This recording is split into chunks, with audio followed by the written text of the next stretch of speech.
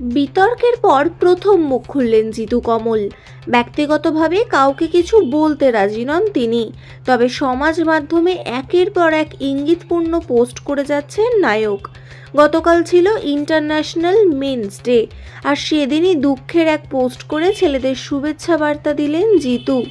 লিখেছেন, কান্না পেলে সেও কাঁদে, ব্যথায় তারও কষ্ট হয়, সমাজ যতই বুঝুক না ভুল, পুরুষ মানেই নষ্ট নয়।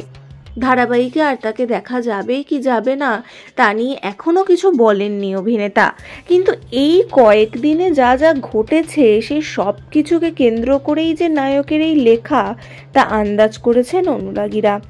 এছাড়াও ধারাবাহিক ছাড়ার বিতর্কের মাঝে একটি ভিডিও ভাগ করে নিয়েছেন অভিনেতা, যেখানে দেখা যাচ্ছে শরীর চর্চায় ব্যস্ত ছোট পর্দার আর্য। নায়ক লেখেন, কঠিন পরিশ্রম হলো সফল হওয়ার শেষ উপায়। নায়ক নায়িকার সমস্যার সমাধানের জন্য সোমবার বসেছিল মিটিং, কিন্তু কোনো সমাধান সূত্র বেরোয়নি।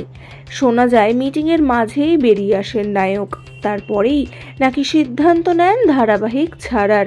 তবে এখনো পর্যন্ত এ বিষয়ে কোনো আনুষ্ঠানিক ঘোষণা হয়নি। ঠিক কী নিয়ে সমস্যার সূত্রপাত?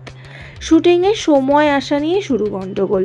নায়ক নাকি আগেই এসে গিয়েছিলেন শুটিংয়ে, ফ্লোরে অপেক্ষা করছিলেন নায়িকার জন্য, কিন্তু দিতিপ্রিয়া নাকি আসেন বেশ কিছুক্ষণ পরে। তাতেই নাকি বিরক্ত হয়ে সেট ছাড়েন জিতু। যদিও এ প্রসঙ্গে নায়ক বা নায়িকা কারো তরফেই মেলেনি কোনো উত্তর।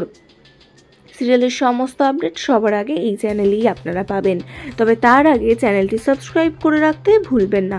ধন্যবাদ।